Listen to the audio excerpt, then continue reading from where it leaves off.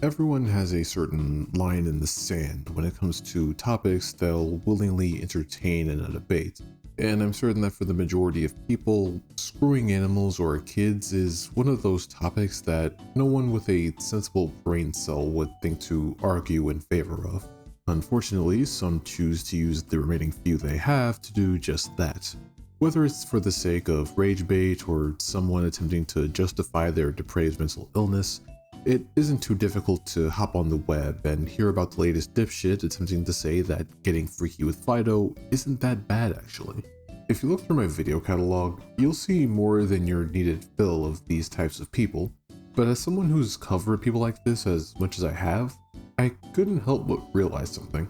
It isn't a challenge to point out why zoophilia is bad. I realize this due to the fact that throughout my years talking about these kinds of people, the majority of these dog fuckers just repeated the same talking points to justify animal rape. They always bring up how their loving, not at all predatory relationship with animals is something a normal person just won't get. Being a zoo is something we should all take pride in. We're a group of people who care more about animals than anyone else, and there's a lot of people in this world out there who don't understand, they don't know their animals, they don't care about their animals, they just don't get it. And we're people who do. They always bring up how we should be fine with animal molestation since we kill animals for food. Oh, animals can't consent.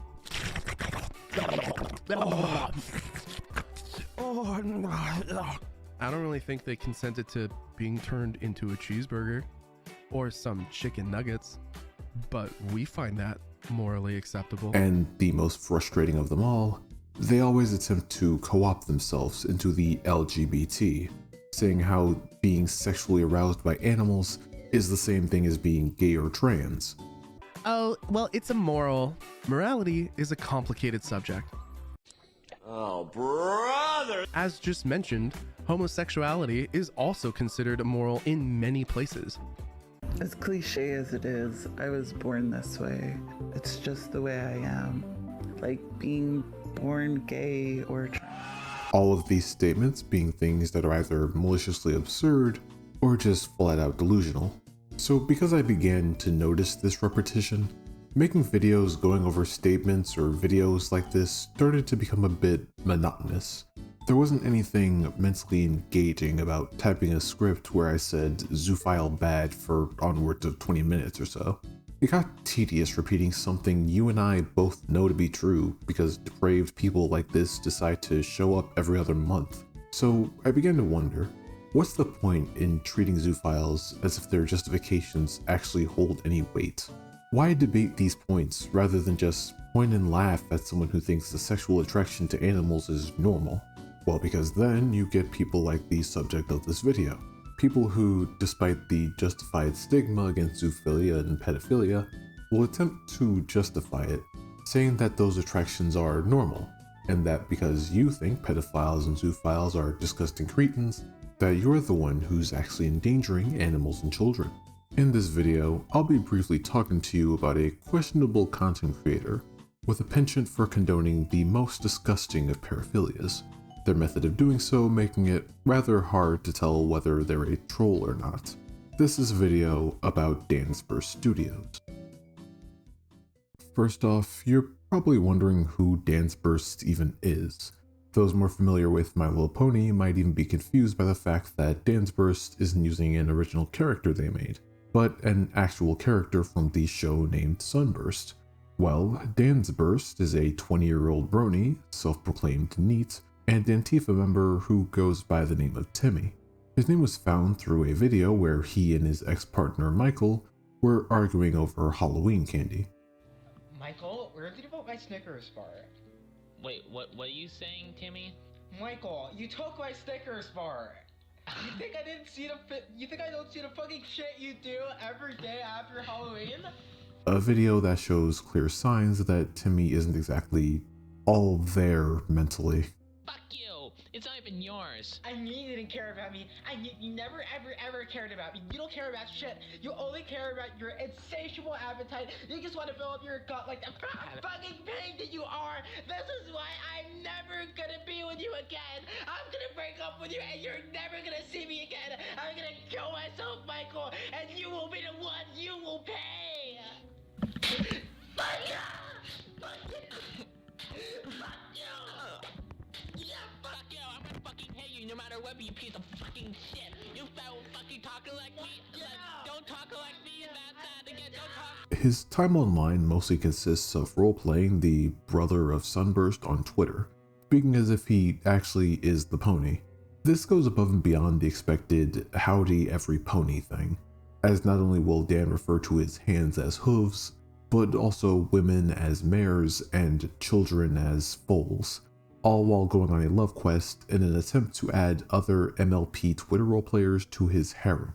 In one interaction even proclaiming that Equestria didn't have the same draconian age of consent laws in that dimension's human world. The only thing more disturbing than that being another notable exchange with a tweet that read, "I'm an incel, cause whenever someone consents to sex, I start cutting myself in front of them." To which Dan would respond with, "Plushes, can I rap you? You have a new crush, huh? Sorry, I don't date blacks. Not even the ones. That's how strong my willpower is." A statement like this makes it a bit confusing as to why Dan won't date black people, but will proudly stand as a self-proclaimed member of Antifa, to the point this guy wrote a erotic fanfiction where the reader, the CEO of Antifa, essentially gets femdomed by none other than Alexandria Ocasio-Cortez, or AOC.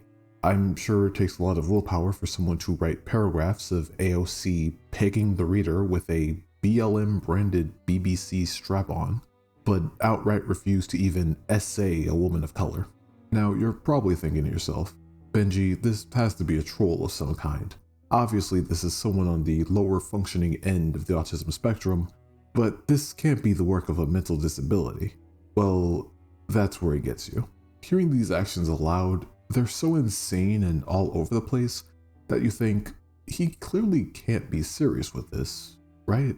Well, much like myself and the many others who have been introduced to this guy, the further we dive into the mind of Dansburst, the closer you'll come to realizing that he truly does believe in what he speaks, to the point he's willing to make YouTube videos defending his positions, especially when it comes to topics like pedophilia.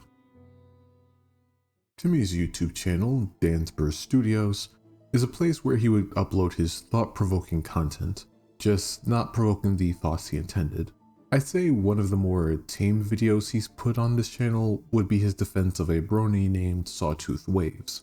For those like myself who are outside of the brony community, Sawtooth Waves, or the Brony Notion, was a rather well-known musician and YouTuber in the community. However, they would eventually land themselves in hot water after it was revealed they were in an intimate online relationship with a 15-year-old when they were 19. It was a situation that had a surprising amount of gray area to it, some comparing the situation to Romeo and Juliet, because while this relationship never went anywhere sexual, as they both agreed to wait until she was of age for anything of that caliber, the majority of people still found issue with the dynamic of a young adult, niche internet micro-celebrity getting intimate with a minor fan, to the point of that minor becoming detrimentally obsessed with him, despite their mother's interference. This was an extremely inappropriate dynamic to have, given how it's become near synonymous with the term grooming in recent times. There's a video by the YouTuber Toastify if you want a more in-depth look at that massive situation. But Dan wasn't looking to argue that less popular Romeo and Juliet position I mentioned earlier, something rather obvious given he would title his video The Sawtooth Witch Trials, an expose. In this video, Dansburst would spend 21 minutes giving a literal PowerPoint presentation, giving his thoughts on the entire drama surrounding Sawtooth. And by giving his thoughts, I of course mean calling the minor an attention whore, blaming them for engaging with Sawtooth first. Let's look at this post that you sent in her supposed expose of Sawtooth Waves, and this is what she said. She was the one, if you read this carefully and closely, she said that she was the one who told Sawtooth that she had a crush on them. Why? Why would you do this? And then make an entire, why you make an entire spiel about him being a predator when you literally told him that you had a crush on them? You had a crush on them, and he turned you down. He turned you down, and he just wanted attention. He just wanted attention, and he knew that you wanted attention. Look at this. This is attention hooving. Frankly, this is blatant attention hooving. Now, you may think I'm being hyperbolic, but let me present to you, okay? Exhibit A! Exhibit fucking A! I may have started the roleplay, I will admit that here, but they didn't start me. I just wanted attention, and attention is what I got. Yeah! No shit, Sherlock! It doesn't get any clearer than this! This is attention hooving front and center! Saying that the phrase kids cannot consent is an appeal to law, as if that negates the fact. Can't believe I even had to mention that. Reminder, kids cannot consent. I wasn't even of legal consenting age. Well, let me get this straightforward. This is an appeal to the law. Yeah, you see that statue with his face in his hand? That's me right now, reading this bullshit. And then going on a tangent about how people should stop publicly shaming pedophiles, using Reddit as an example, saying that people who shame pedophiles so adamantly couldn't possibly be leftists. Look, this is the problem with conservative punitive justice. You can get like, this is what happens when you have people with active threat. Like, why is Sawtooth an active threat? He's a fucking human being, for Christ's sake, not an active threat. Why are you doing this? Look, you want to give him his mugshot. You want to give him like, oh, he's a predator. Yeah, I'm dude. Okay, I'm dude. And this is the problem. You lean so far into this kind of revenge mentality. You end up with conservative punitive justice, okay? I do not believe they are an active threat to minors, but this needs to be shared anyway. Yeah, when do we start classifying people with threats? How about we start classifying them as people again? Oh, this is what you want, Dad. You want sawtooth waves like his little mugshot, like his little fucking Reddit post, huh? Yeah, you want this? You want your little updates? You want update, yeah, update, comment, update. Yeah, you want justice served? You want justice served for brunch, breakfast, lunch, and dinner? Yeah, you're fucking sycophants. That's all you even care about. You want haters like this run rampant in your community, huh? How about Ariari? Hey, Ariari, how about you gonna call out that Sawtooth? He's never even did anything. You can get the most progressive person who advocates for the most progressive policies in the prison system. And they go like, what happens when you bring up minor attracted pedophilia or minor attracted people? They go like, no, base, death penalty, base, fruitless, senseless violence, police brutality, base, yeah, you call yourself leftist and you support this? What the hell are we talking about? Even a 5-year-old can see this doesn't make any sense at all. Yeah, police brutality, huh? So much for George Floyd's death. Yeah, thanks a lot. Fuck you. Now, regardless of how viscerally inappropriate Sawtooth's relationship with the minor was, I don't believe that he was a pedophile. But how the fuck did we get here, Dan? If you wanted to bring an emphasis on both parties involved making their fair share of mistakes, I get it. The First Amendment exists and all that.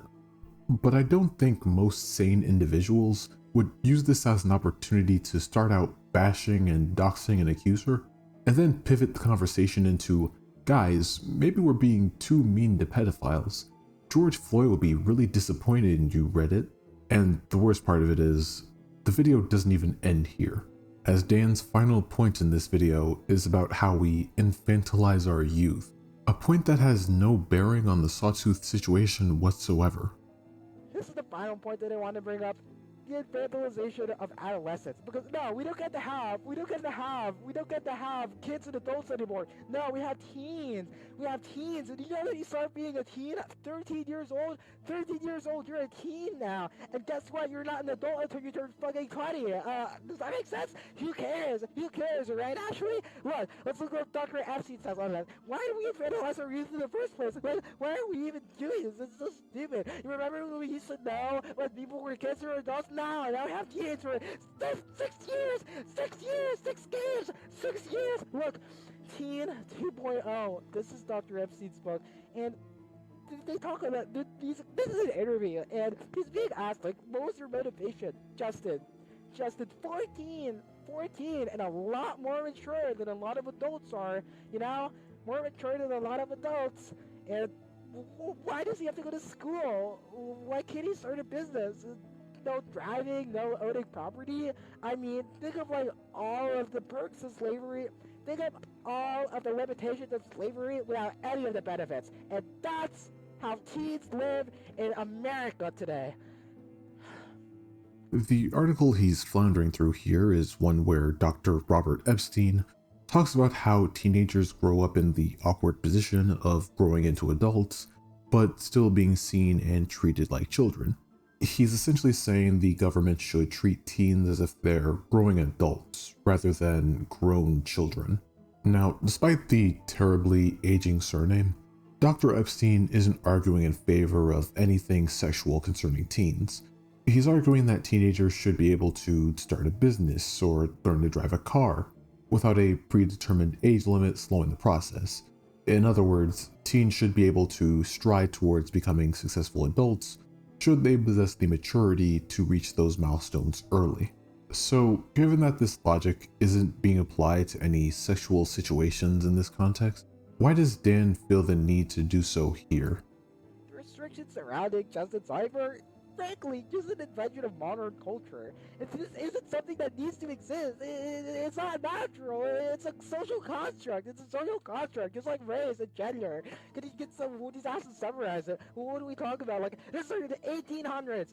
1800s, yeah. Remember before the Industrial Revolution, where people used to be connected with nature, and people used to actually fraternize and socialize, and society wasn't gutted in favor of the capitalistic machine? Yeah, that was when things were real. Things used to be real, and now everything's fake. So you're a teenager, you're some so-called teenager, so you got 13 infantilized. You get treated as an incompetent Nimrod. You don't get any agency, no moral agency in their lives at all. You know what happens when you give people low expectations? When you give people low expectations, their psychology changes to match. That's why the criminal justice system doesn't work. That's why public shaming doesn't work, because it's not human nature. There's no evidence. Frankly, there's no evidence about this at all. Young people are capable consenters. I mean thinkers. Something tells me he didn't mean to say the quiet part out loud. So, if it wasn't already made obvious, the reason Dan decided to make this video was because he saw people referring to Sawtooth as a pedophile, believed it, and decided that he would defend their right to be a pedophile. Something that becomes all the more insane when you recall that, oh right, he did compare the person he thought was a pedophile to Fluttershy. Sawtooth is just a really nice gal, and she's kind of like Fluttershy in a lot of ways. It can be difficult to open up to people. And what did Timmy mean by this? Surprisingly enough, Sawtooth would actually leave a response in the video, telling Dan to take it down as it was outright disgusting. So we've established that Dansburst isn't above making videos that attempt to normalize the sexual abuse of children, unironically using the excuse of them being mature for their age. But what if I were to tell you that this video essentially went under the radar, even for Dansburst here? What if I told you the video that put Dansburst on the map wasn't his thinly veiled defense of pedophilia, but his blatant justification of raping animals? On August 7th, Dansburst would upload a video titled Dansburst Debunks, The Immorality of Zoophilia. In this 25-minute video, Dan would spend his time doing exactly what it says on the tin, thankfully with much less ear-grating audio this time around. For this video, his reason for making it is due to a furry artist named Tibbles, who would draw Bluey fan art, but drew Chili with human breasts rather than anatomically correct dog nipples, making her anti-zoophile sentiments known on Twitter. The audacity. welcome every pony. Dansburst Studios official here. This is going to be the first of 2 videos responding to Tibbles Yorkie, the canine. This video was a long time in the making. I started it like a month ago, at first as a response to her role in the El Money drama. But after I looked more into Tibbles, I saw a number of social media posts where she platforms herself as one of the activists in the latest wave of the dogmatic crusade against zoophilia.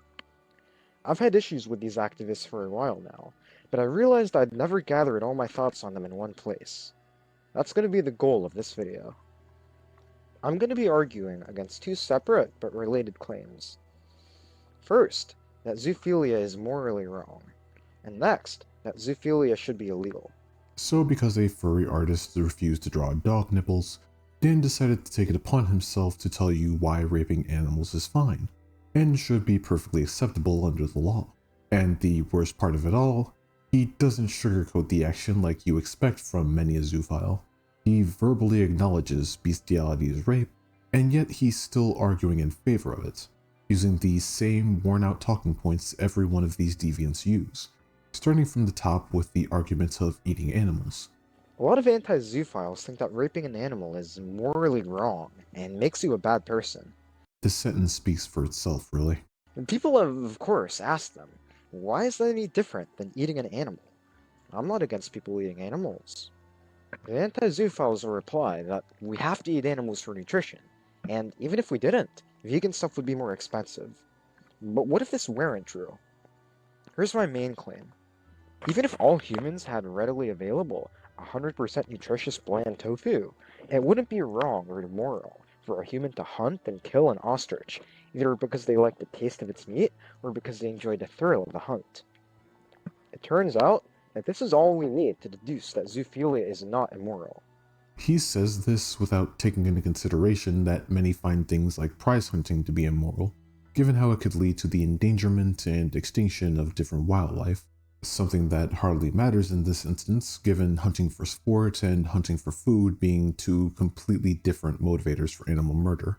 Sexual abuse for selfish pleasure even more so. However, as we move ahead into the video, Dan manages to come up with a defense for bestiality that I can't say I've heard before, mostly because it's pretty fucking dumb. That defense being that screwing a dog would be fine, because it wouldn't make the dog suicidal. Killing an animal for its taste is a bigger harm to the animal than raping it for pleasure would be. Some say that non-mutilative rape would somehow traumatize an animal so much that it would be worse than killing them. We know this isn't true, because animals who are raped don't become suicidal. Sure, some dogs who are traumatized by owners might stop accepting food from other people, but this is because of fear and lack of trust in people. If you leave food in an empty room with them, they're gonna eat it, instead of starving themselves. This statement implies that animals are familiar with the concept of suicide, something I'd actually consider if it weren't for the fact that deer exist. Dan uses an example of stressed or depressed dogs refusing to eat. This just doesn't make sense, as animals have never shown signs of wanting to take their own life, other than extreme cases of self-sacrifice. Take bees as an example. When they're not working their asses off for their queen, there are a multitude of ways for them to end their own life, but not because they plan to, whether it be stinging a perceived threat to them or their hive, or simply mating with their queen. #Gunacide. Mind you, Dan acknowledges this being the case, but he twists it into being a reason why animal sexual abuse can't traumatize an animal. All non-human species value reproduction first, then life, and then avoiding pain, in that order and without exception. Barring self-sacrifice to save their young, there hasn't been a single documented case of pet animals or wild animals committing suicide, especially not due to something like depression. An utter misrepresentation of animal behavior, plain and simple. But after this portion, we go back to the expected talking points, such as trying to attach zoophilia to the LGBT, saying that people who are against bestiality are making emotional judgments, just like those against homosexuality. Why is it societally taboo to frivolously rape an animal, but not to frivolously kill it? Simple.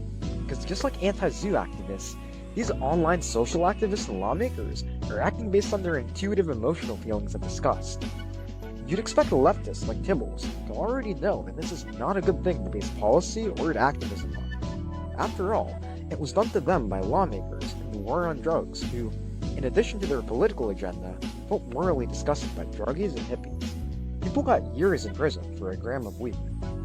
It was also done to leftists by lawmakers who would criminalize homosexuality, for one reason they used, in addition to their ideology, usually conservative Christian, was the intuitive feeling of disgust that they and others had This very day, lawmakers in Uganda and other backwards third world countries explicitly rely on intuitive disgust to shape their laws and cultural values.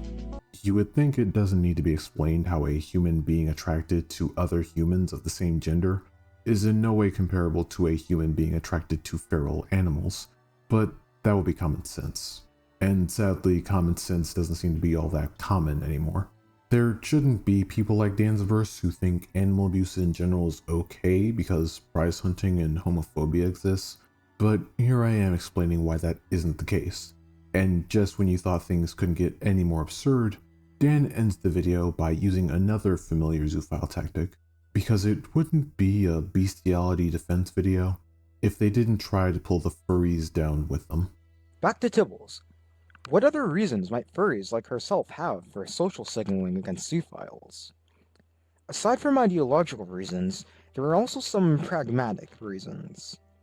There are some furry haters, which I don't support by the way, much love to the furry and FNAF community, who would say that all furries are zoophiles. So one effect of social signaling that you're against zoophiles might be to try to get furry haters to not hate on you. I don't think this is a useful thing to do. Being a Bernie myself, I've met Bernie haters who believe things like Bernies are either pedophiles, effeminate men, man-children, zoophiles, or it's some combination of those. I don't fall into any of these categories, though I don't think the people who do are bad people.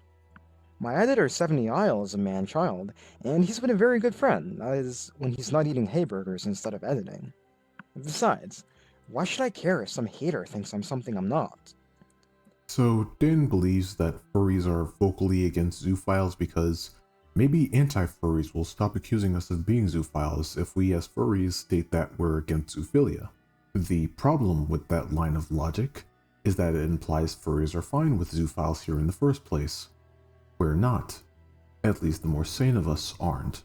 Those of us inside the furry fandom want zoophiles out of here just as much as those on the outside. We don't pay much attention to those anti-furs calling us zoophiles because A, we know we aren't, and B, those who call us that today would still be doing so regardless of if they plagued our community or not.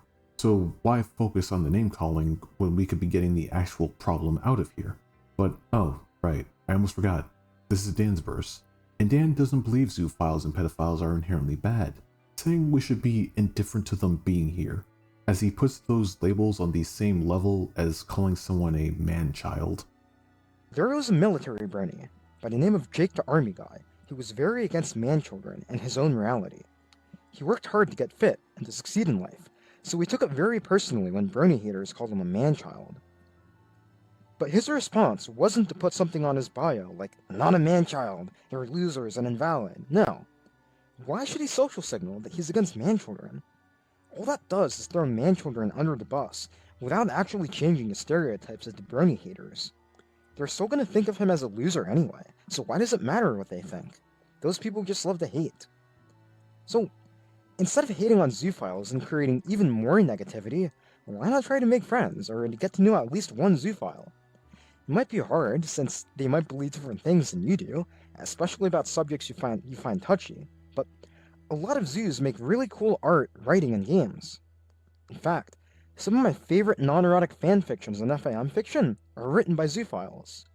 Alright, I need this nigga's hard drive strip searched. That would be where this video would end. However, unlike the sawtooth video before this, Dan's defense of pedophilia would catch quite a lot of eyes in the commentary community. You would see multiple videos and streams where YouTubers would react to this video, both amazed and disgusted by what they were viewing. So much so that a small YouTube group by the name of The Op Block would manage to get an interview with him. Now, to give a bit of backstory as to how we got here, on August 13th, a few days after uploading this zoophile defense video, Dan would get banned from the website Kiwi Farms for the stated reason of being a pedophile. A few days later, on November 29th, the site's owner, Joshua Null, would stream the reaction to Dan's zoophile defense video. A lot of anti-zoophiles think that raping an animal is morally wrong, and makes it happen. Dan would respond to Null by writing a short essay, essentially challenging him to a debate, and then uploading a video to his channel the next day titled, Kiwi Farms is lying about me, where he attempts to debunk his Kiwi Farms thread. There isn't really much for me to go over here, as it's less a debunking and more of a display of how debilitating his mental disability can be. The following day, however, OpBlock member Falgi would stream an interview with Dansburst concerning his KF thread, as well as his support for zoophiles and pedophiles. This interview would reveal a multitude of things concerning Dansburst, turning him from another bestiality defender on the internet to someone who was actively putting a multitude of children in danger. I'll be linking to this interview in the description below for those who want to watch it in full, as well as the breakdown of their evidence afterwards. But for the sake of brevity, I'll be running you through the points of importance. Falgi's main focus surrounded a Discord server that Dansburst was running, a server that noticeably housed minors in it. He put a large emphasis on there being minors in the Discord due to the type of content that was being discussed in it. Their first point being that minors shouldn't be in a space where someone is sending a text wall of the word rape. You have an open space with adults. Now my question to you is, you have adults and children mixing. Now you have an individual posting these kind of comments, and I hope they're an adult.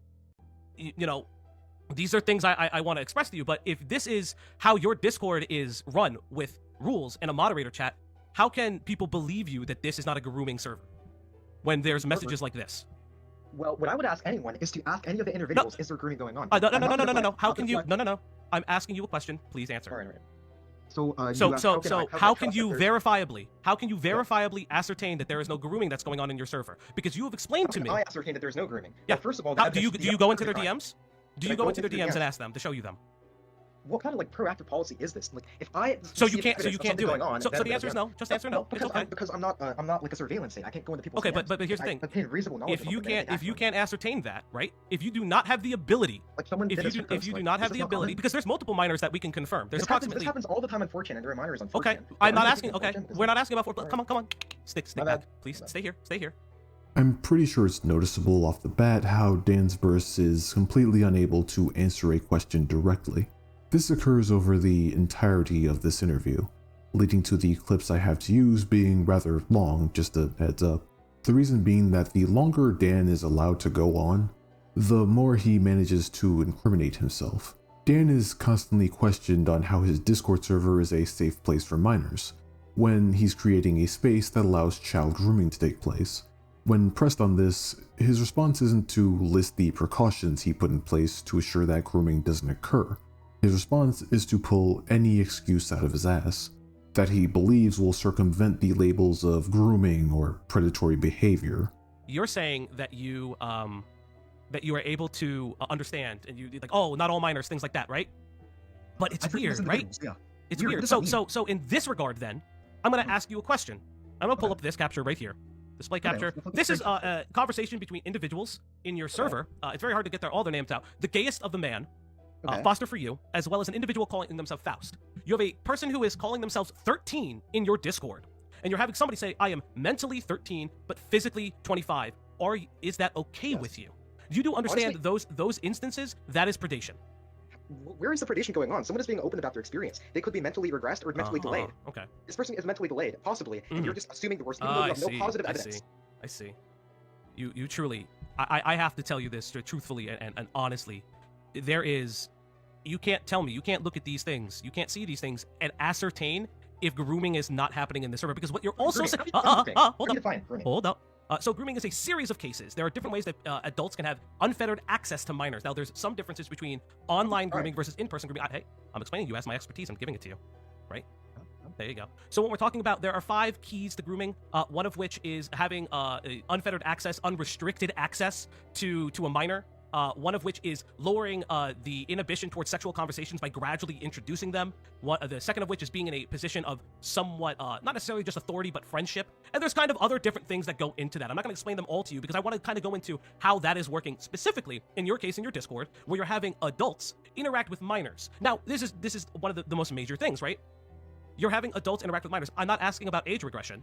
Because honestly speaking, if we're being very, very real, if you're going to do that, then you're being just a tad bit ableist, right? Which is something that you say that Kiwi Farms is doing, because what you're then insinuating that people who may have some kind of mental deficiency or anything like that, because this is the lines of logic that you're putting out, can come. No, this is the lines of Aggressors or logic. mentally disabled. I'm saying those are separate categories. Those are separate cases. Okay. It could be the case that the person is age regressing, or separately, it could be the case that the person is delayed. I don't know. But that's what you. But see, that's the thing, bud. You don't know. You don't know what's going on in your No one Discord. knows for sure because I'm not a nanny state. Okay, you're not a nanny state. Yeah, because No. because And you're let allowed. me talk about what you said about grooming. And I really find that definition of grooming that you're using against me as probabilistic evidence of criminal or unconsensual, as in the lack of free will. I want to say, like, Listen, I'm explaining to you what it looks like is going on in your Discord server, saying that and there's I'm not grooming trying in to that talk server. sense And I into you. wanna talk about the I'm not definition trying of to talk sense into you. I'm just showing you evidence of what's going on in your Discord server. However, it seems that the answers to it, right? That the answers that are going on that you provide, sometimes, I can't police this. Sometimes, we have a mod chat, but it's just for raiding. And sometimes you're like, well, if we did hear about like something that's going on, maybe we'll take action. Because it sounds like a lot like to me. It sounds like a lot to me that you are running in circles. It's okay. You can run in circles. It's perfectly fine.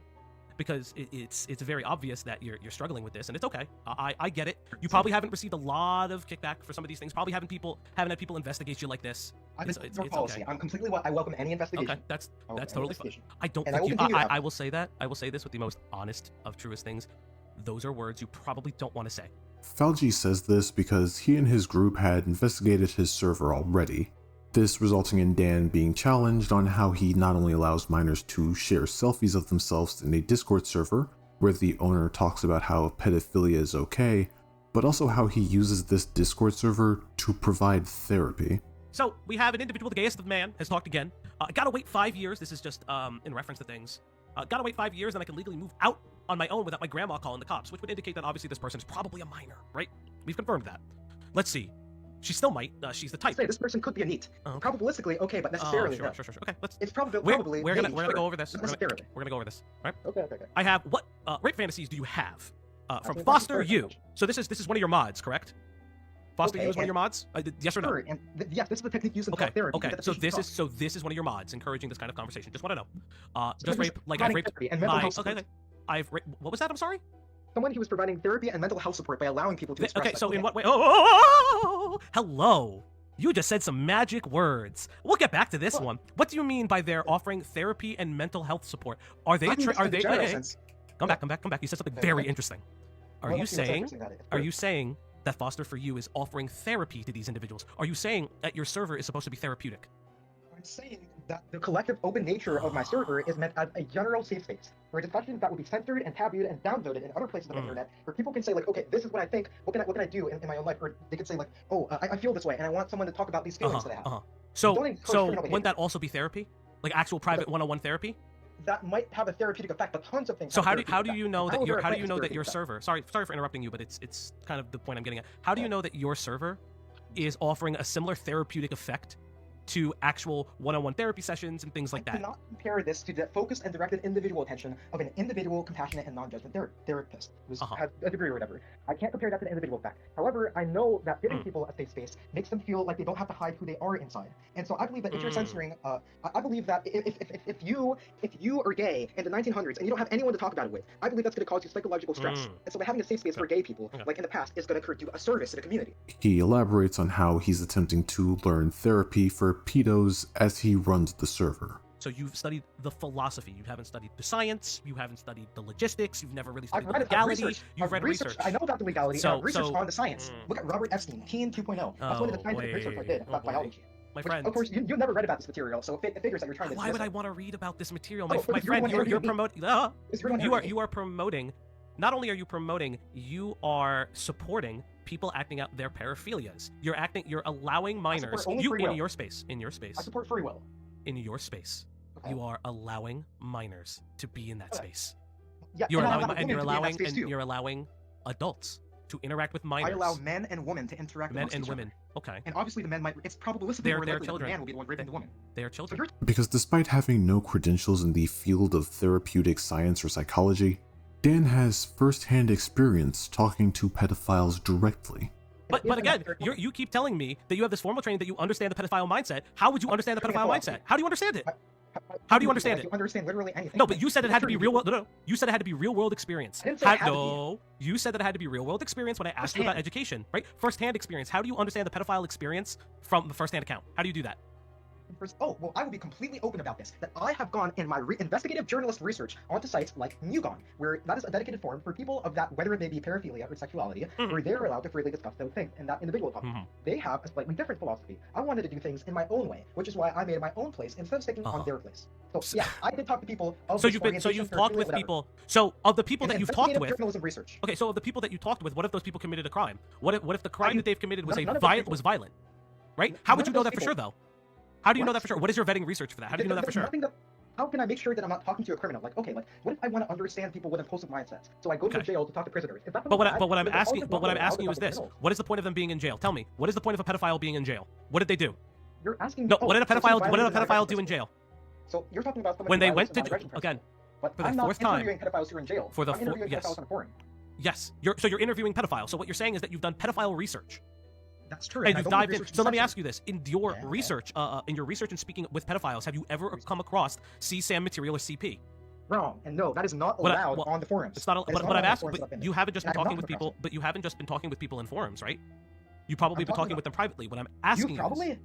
I'm talking about most like the DMs of forums, where the policies of the forums. But what I'm asking is, in your research, okay. Yes, when you were speaking with these individuals. Okay. So, did you come across CSAM material? Did they talk about CSAM material? Okay, did they talk about, or did they mention viewing CSAM material? Did that happen? I think that happened like once, and I said that, okay, please don't talk about this specific topic because I don't want to know about your specific sexual proclivities. I just want to talk about your sexual. So if the topic, okay, so first off, that's a crime if they've had it and seen it and known it. We both can agree with that, right? Yes, but what you're saying is that you're uncomfortable by the topic that pedophiles have seen CSAM material.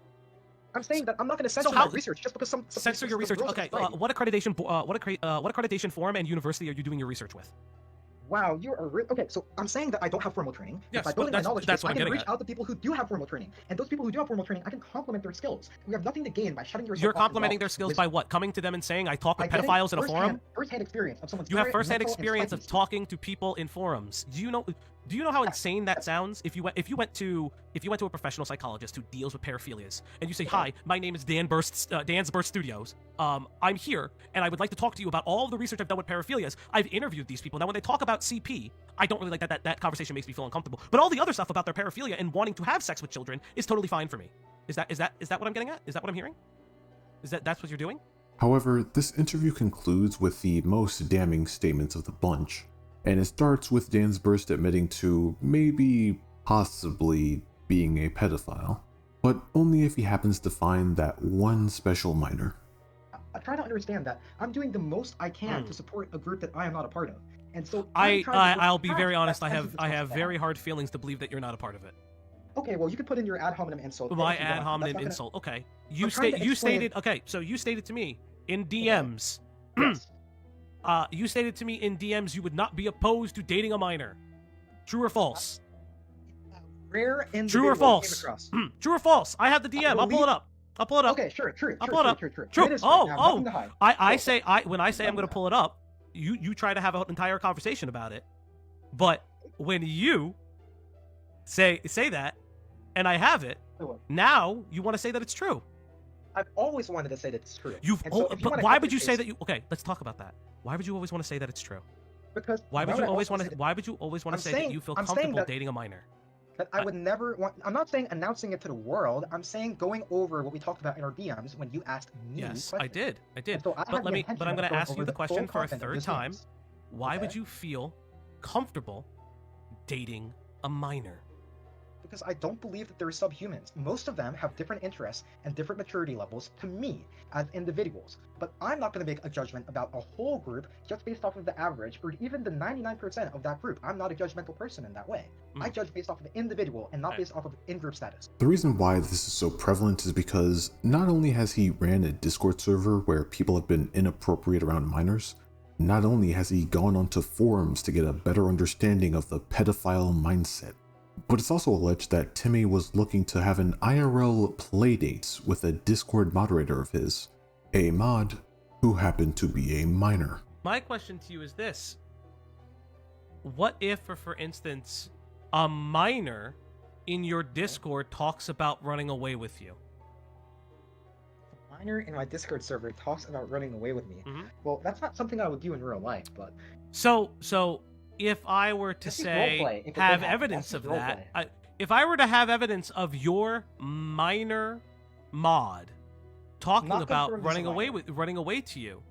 No, and that's banter. That's No, banter. it's just banter when you do it. Weird. So it's just banter when your mod, again, the minor, says, I'm running away. Unconfirmed minor. Oh, I see. Now it's an unconfirmed minor. And it's always been that way. I see. It's an unconfirmed minor. Guys, unconfirmed minor. Let me recontextualize that. I'm running away to Dan's Man's. In 20 days, my parents don't know. Whoa, what's happening? Why would an adult need a parent's permission? So, just to confirm, is this posted in the server? This is posted in your server. Okay, I'm running. So this is posted in your server, bud. Again. Okay, so obviously there's nothing I can say here besides just saying he said, she said. This is just he said, she said. This is in your server. Because there's no physical evidence. This is banter. This is banter. So it's banter. So it's banter when you do it, but it's not when other people do it. It's literally, it's quite literally on the screen. I need you to think again. I need you to think of a better thing than this. I don't have it. I can even get my mom. I can even get my mom to talk to you on. You're gonna get your mom on the. You're gonna get your mom on the phone. Why are you gonna get your mom on the phone? Can you not answer for yourself? You're gonna get your mom. Mom. You're gonna get your mom on the line. There are no minors. Please, just tell me. You're gonna get your mom on the line. Yes. Please don't get your mom on the line, dude. I'm being real, man. Listen, get your. Mom. What's going on? Mom, I just need you to confirm for me. Please. Everyone's asking me that there are no minors on the line. That I do not have anyone coming over for a play date. No. Timothy, stop. Just please confirm, yes or no. No. There's You have nobody coming for a play date. Why would you have minors No. coming? Why is your mom having to confirm this? No. Okay, so just that's. But does your mom?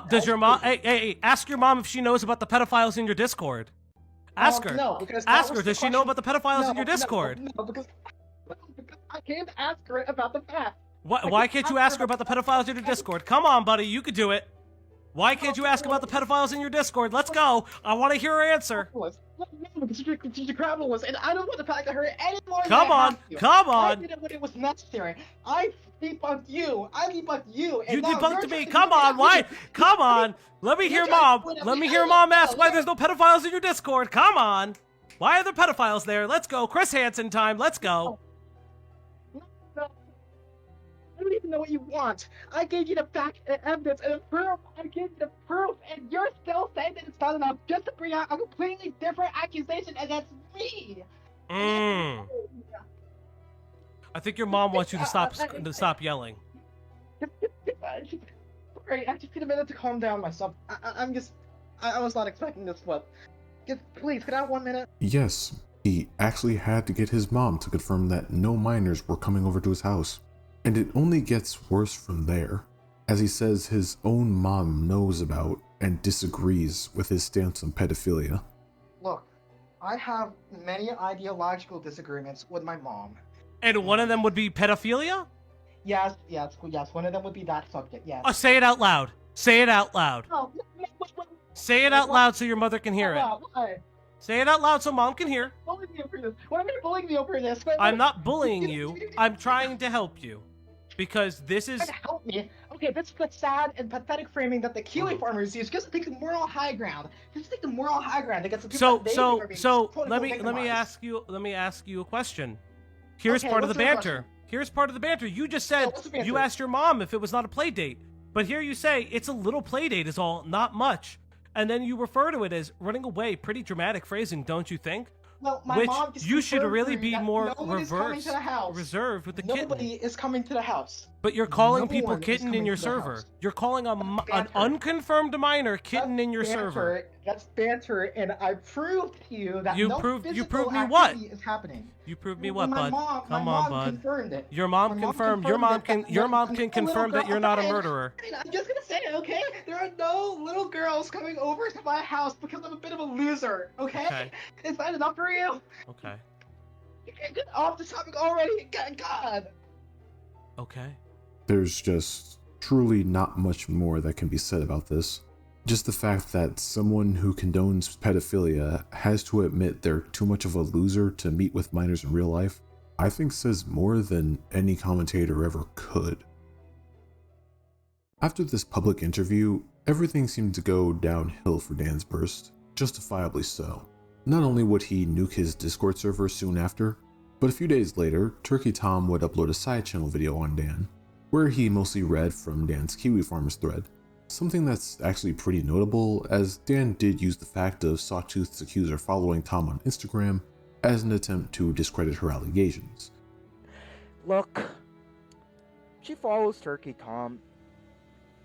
Next thing So it makes sense that this video in particular would get Dan's attention, calling the video terrible and saying that he would upload a video debunking it in just a few days' time. This never came to be though, as on December 12th, instead of a video debunking Tom, we got a video titled "A Day in My Miserable Life." Much like his video debunking Kiwi Farms, there isn't really a need for me to go through this in detail, as it's just another recording of how mentally disturbed Timmy truly is.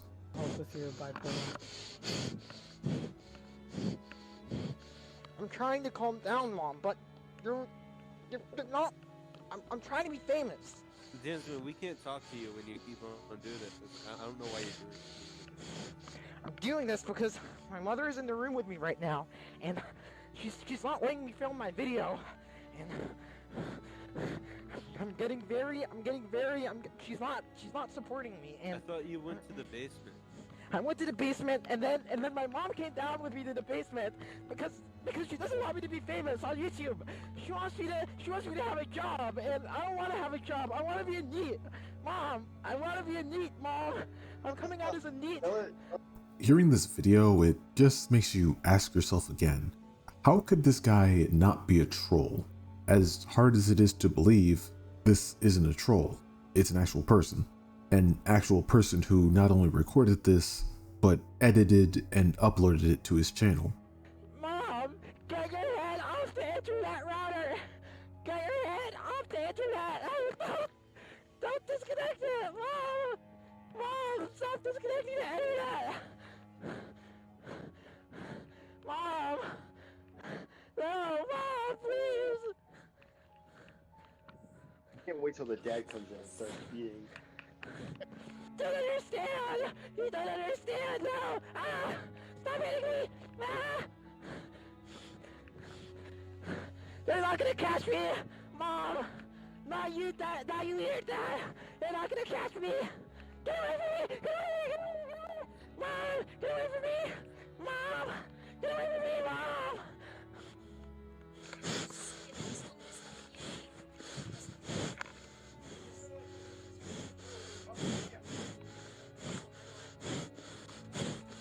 Fuck you, Mom! I'm not on drugs, Mom! Stop true!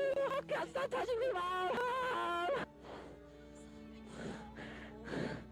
Mom! Stop touching my computer!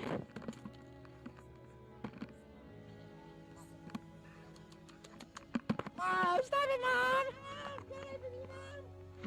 Stay away from me, Mom! I don't like you anymore, Mom! Also, a small side tangent. Apparently the character he used to portray this stepfather here is a dragon named Sludge who, in the show, pretends to be the father of Spike to mooch and freeload off of him. I guess that kind of shows us what he thinks of his stepdad, huh? But pretty soon after this, Dan's entire YouTube channel, along with all of his socials, would get wiped off the face of the internet. The reason for this being about what you would expect. Remember that video where he debunked his Kiwi Farms thread? Well, in that video, he would taunt the users of the site, saying that they wouldn't be able to dox him because his OPSEC is just too good. You guys harass not just me, but a ton of other people, and I personally I have very good operational security, which some people on Kiwi Farms call OPSEC, in that I am able to successfully delineate my online life from my real life, which is unfortunately subject to the whims of employers, officials, people who are anti-free speech. This is why you guys suck so much at doxing, by the way, even though it's not even that hard, which of course I don't promote it, but it's not even that hard, it's your main focus, and you suck at it. You suck so much at it. because I have information that you guys haven't even begun to scratch the surface of. Like, I'm not gonna dox myself, obviously, of course, but you guys really have no idea what you're doing. Now, I obviously don't condone the act of doxing, but the thing is, this website has a reputation where its users have doxed people solely based on an image of a fucking cupcake. What exactly did he think was gonna happen? So after getting doxed, Dansburst would drop off the face of the internet.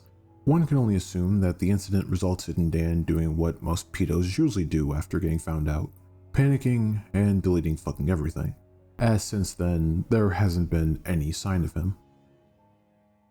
So what is there that we can conclude from Dansburst? Well, I guess if you're familiar with the stuff I cover, not much really. If anything, this is just another reminder that common sense is a thing of the past when it comes to the internet. But what I wanted to relay through this telling of Dan's story is that while we can all point at, laugh, and mock people like this for the depraved things they're saying, we should still remember that topics like pedophilia and bestiality are no joke. There are some things about Dan I didn't elaborate on just to keep this video on the concise side. Like, I could have had an entire section alone just dedicated to how racist this guy was. Bro, the issue that I was getting at earlier is that it assumes that minors can date adults and adults can date minors. Why can't they? If they Why? consent, but minors aren't smart enough to understand the intricacies of sex. Do you understand? What's so intricate about sex? We teach sex in health class and watered down public schools. Sex is so simple to understand that even black people can do it in an inner city. And you're saying that black adults are okay, what more the fuck mature did than... you just say, you piece of No, shit? no. Well, I'm saying the truth. But in the end, I just wanted you to know that there are some sick fucks out there trying to advocate for sick fucking things. And the sooner we stop treating these dog fuckers like they have any sense of legitimacy or are valid in any way, the better. That's about it for me though. If you've made it to the end here, consider dropping a like, subscribing, all that usual YouTube crap. And I'll see you all in the next video. Stay safe out there. Funding for this program was made possible by